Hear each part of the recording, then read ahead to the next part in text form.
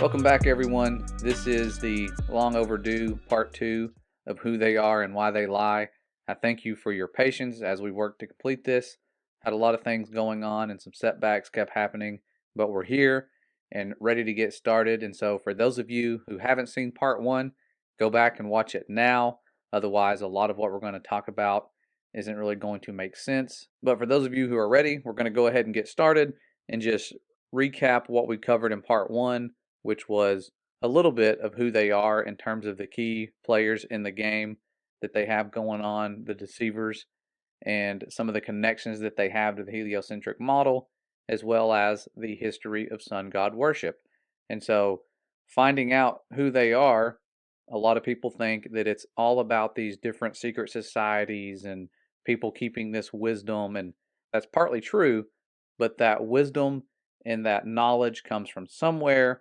In this battle that we're in, like the word told us, and we've seen this verse many times, that it's not against flesh and blood. So we're going to be looking at the spiritual aspect of this warfare because that's where it originated. We're going to go all the way back to creation and then start moving forward from there. So it's going to be some deeper subjects in terms of the spiritual realm.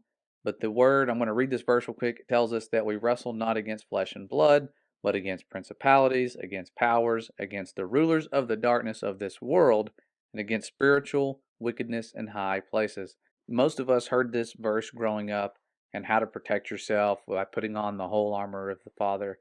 However, we didn't know how serious this spiritual warfare was because, for the most part, I know I'm speaking for myself here, I had no clue what these powers of darkness were, where they got their wisdom, what their plans were, and how much they had deceived the world. And waking up to the truth about creation and how well the powers of darkness have hid it from the entire world really opens your eyes to the fact that they are desperate and they are actually quite wise. And so, where do these powers of darkness come from?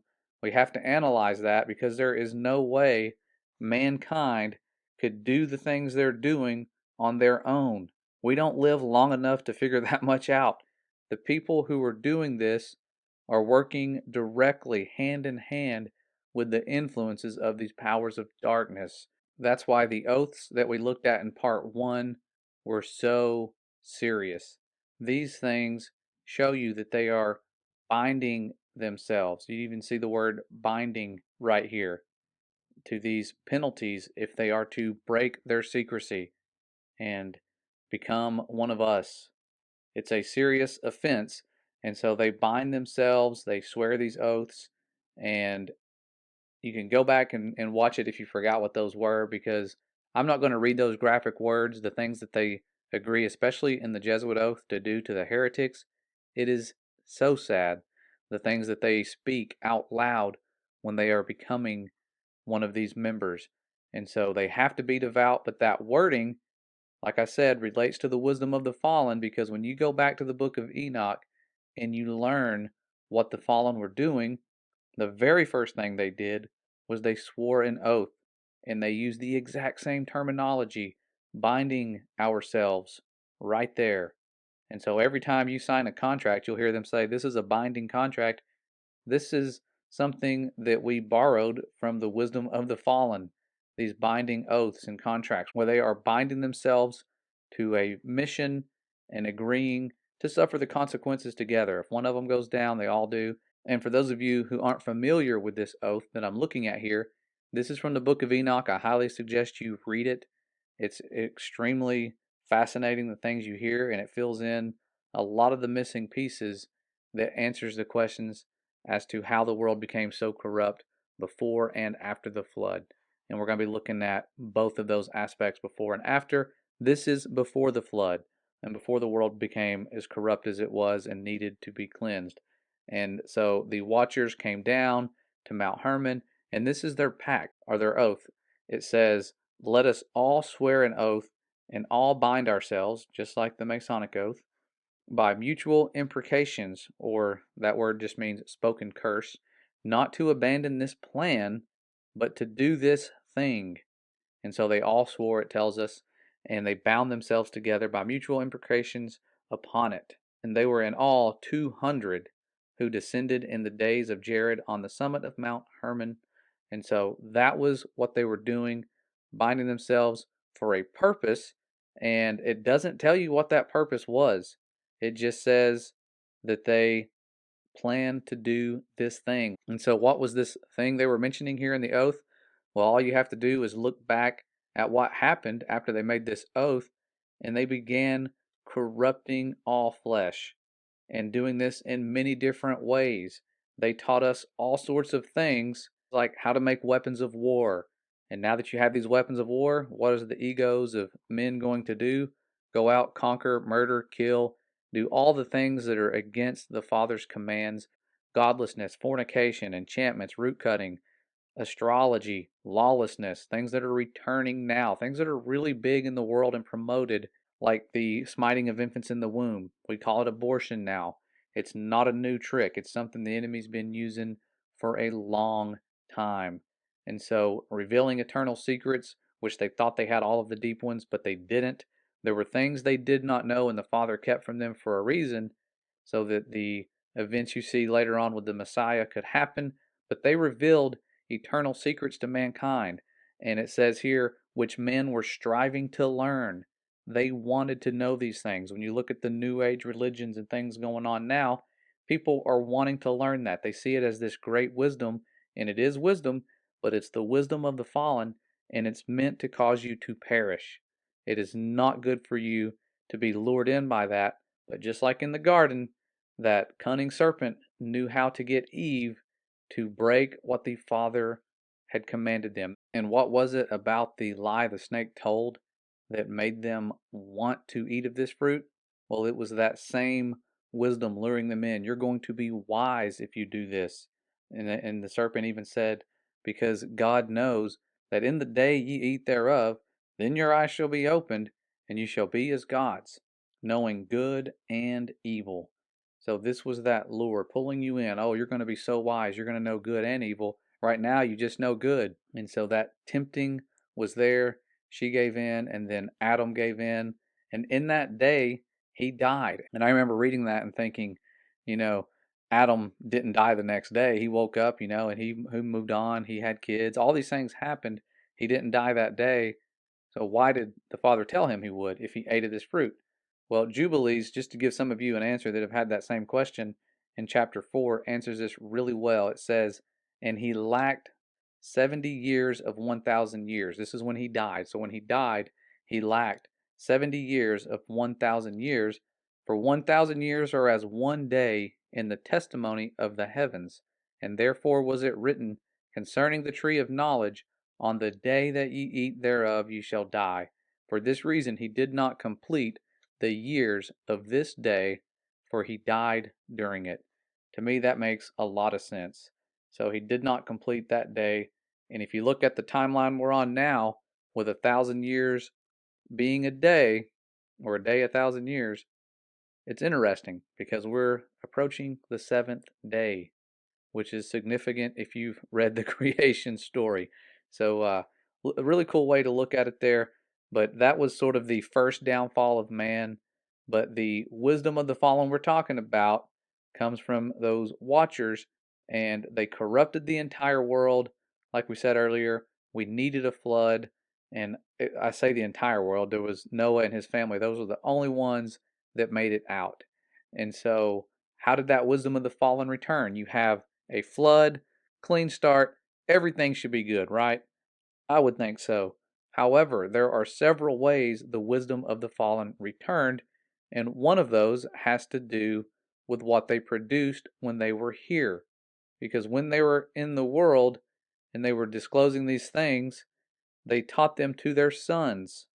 Who are their sons? That's a big deal. So we're going to take another look back in the book of Enoch at what it tells us they did around the time they were making the pact that we looked at. It says, and the angels, the children of the heaven, saw and lusted after them, talking about women, and said to one another, come, let us choose wives from among the children of men, and beget us children. And all the others together with them took unto themselves wives, and each chose for himself one. And they began to go in unto them, and to defile themselves with them. And they taught them charms and enchantments and cutting of roots, and made them acquainted with plants. And they became pregnant, and they bare great giants. And so that right there is referencing their sons. This becomes what would later be called their beloved, but it says their sons as a punishment for what they did when they corrupted the world would have to slay each other. And so it says here, and when their sons have slain one another, and they have seen the destruction of their beloved ones, talking about their sons, their beloved sons, bind them fast for 70 generations. So the fallen were to be bound up, and it says, in the valleys of the earth till the day of their judgment, and of their consummation till the judgment that is forever and ever is consummated. So they were bound up.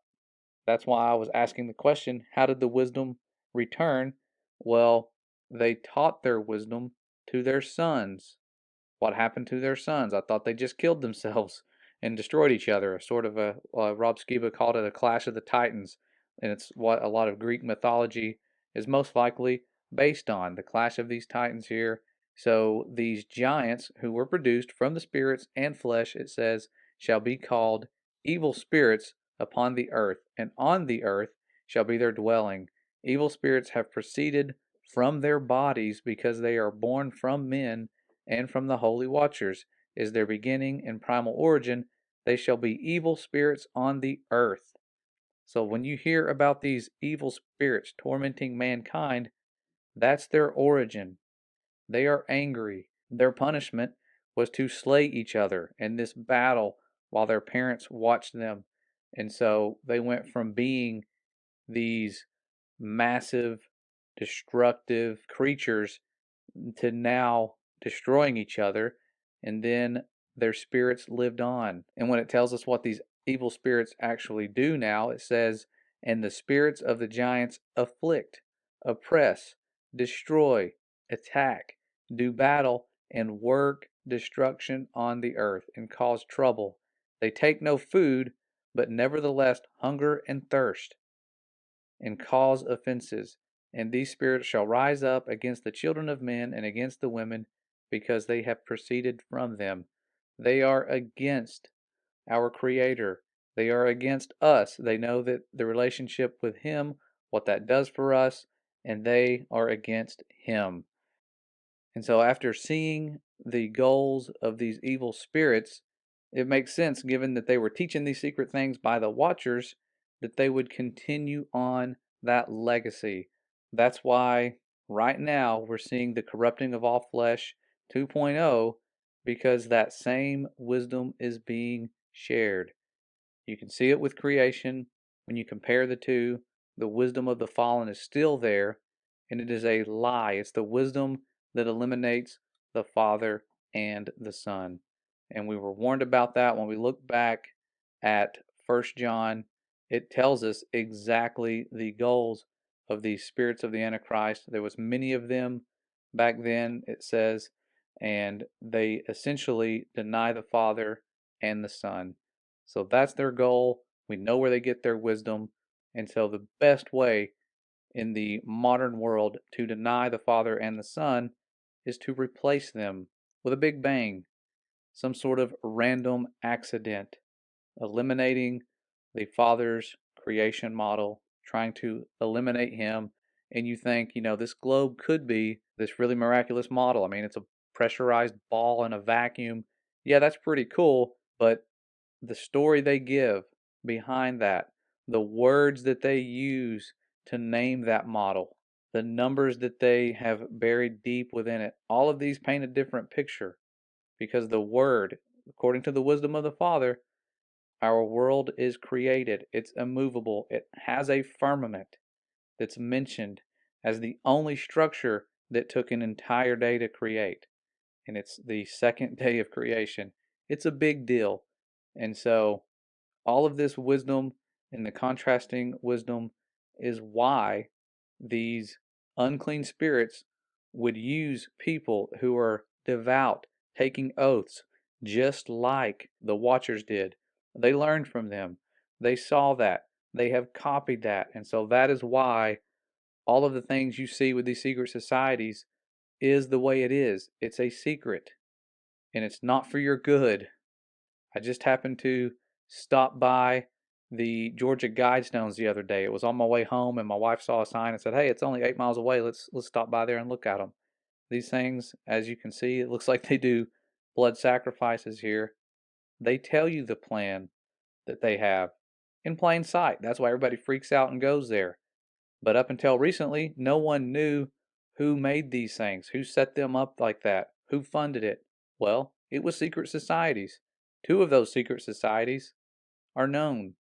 One of them happens to be the Masons, the other was the Rosicrucians, and they all share a same goal according to these stones because they are wanting us to maintain this population of under 500 million, which would involve them doing a lot of destruction to get there, and that's why people freak out when they see these things. But they are set in place where they are based on the sun's location because it ties in to sun god worship. Whoever put these up knows that the world is stationary. That's why there's a hole drilled into this thing where you can see the pole star, Polaris, the North Star, year round. If you look through this hole, it's a massive stone with a little tunnel bored through it, and you can see that star all year round. And the sun, which is part of that perfect clock set in place at creation in the firmament, is going around and showing us noon every day of the year based on how they set this thing up. It's really crafty how they did it, but they are again are using the wisdom of the fallen to plan these things, to do these things. And like my dad says, they might be able to set these stones up, but our Father has the last say. He wins in the end. He gathers us up, and his son will return yet again. And so before that happens, there's a lot of things that are going to go down. The spiritual warfare is going to increase. I'm hearing from a lot of truth seekers that it is just ramping up in their lives. They are getting discouraged. They are under full blown attack. We've experienced some of the same things here. That's why it's taken us so long to get part two out. But the persecution is not that bad yet where we are. I know it's going to get worse. Just take joy in that. It's hard to say that. But the warfare is real. And these powers of darkness we were told about are doing the things that we were warned about, and that is why we see the things we see when we look at those who rule over us. They put those symbols everywhere. And like the book of Jubilees told us in the very beginning, that they will make to themselves high places and groves and graven images, and they will worship each his own graven images so as to go astray, and they will sacrifice their children to demons and to all the works of the error of their hearts. And so they have done exactly that. They even call the place where all the world powers go Bohemian Groves. It is a grove. They're graven images. They even put those graven images in the layout of their domains where they rule over the rest of us and create these phony titles and powers and authorities that everybody submits to. But they do things the way they do for spiritual reasons. That's why there's a broken pentagram right there in the middle of DC. I hate even having this stuff up on the screen because it is demonic. It's of these unclean spirits. That's why they do what they do. That's who they are getting their wisdom from. And that's why when you see the world powers agreeing on something peacefully, it's always something that keeps us in their lies and our minds separated from the truth. And the first two that were a red flag to me when looking into this were keeping Antarctica safe from private exploration. Nothing to see there. They're just studying ice for decades peacefully, but they signed a treaty. And it's one of those things that all world powers did peacefully, and it's been that way throughout the Cold War and every conflict since. But the second thing that they do peacefully occurred at around the same time. They tried to pretend there was some sort of race, and then it was like, okay, now we all get along. Now that America's gone to the moon, and they still just smiling, happy faces, and that's all you see. No matter how long you keep them locked in a tin can, they are just the happiest people out there. And those two things were the two main things until recent times that the world powers worked together with. And now, of course, we have Revelation 18:23, where they are deceiving the world with pharmakia, and they're doing so intensely. If they weren't so intense with it, it wouldn't be such a red flag to everyone.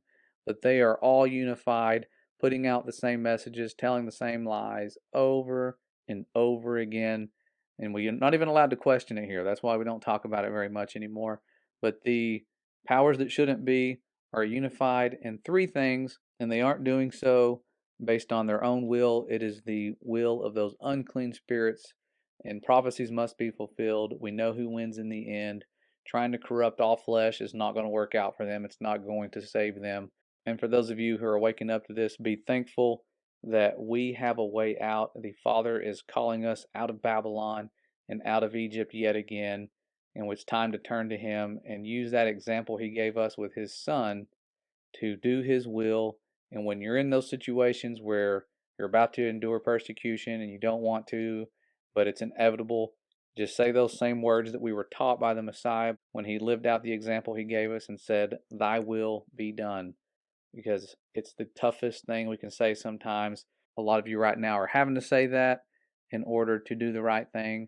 So pray for those who are enduring the persecution. A lot of the people I know in Canada that we are hearing from suffering, wars breaking out as we speak. Just pray for those people. And, iron sharpens iron, they say. Keep building each other up. We need to really be here for each other in these last days because these times are serious, as you can see, and it's time to pursue learning and understanding what we're up against, because if we don't, we're not going to be as serious about putting on that full armor. And that full armor, as we are told, that what's important with that armor above all is taking that shield of faith. And faith means trust. And I'm speaking from experience. When the Father healed me, the last words I was able to speak before His power just consumed me and His love and His mercy and His grace overwhelmed me, the last words I said was, "I trust you." And after I spoke those words, He lifted me up, healed my broken heart, showed me why I was hurting, and just restored so much clarity. Everything made sense. It was just this peace and love that I can't comprehend or put into words. When they say joy unspeakable, that's what it is. You can't speak about it. You want people to experience. All of those of you out there who are hurting and being lied to by these unclean spirits that you're worthless, that the Father doesn't want time with you, those are lies. So ignore those lies of these unclean spirits. Go outside. Know that the same Father who put that firmament where it is on day 2 and created this world wants time with you. And we have free will. He's given us that. Bad things are happening. And it's all because we chose death and these unclean spirits are at work. So stay prepared. Put on that full armor. Know what we're up against. And I hope you guys receive this well.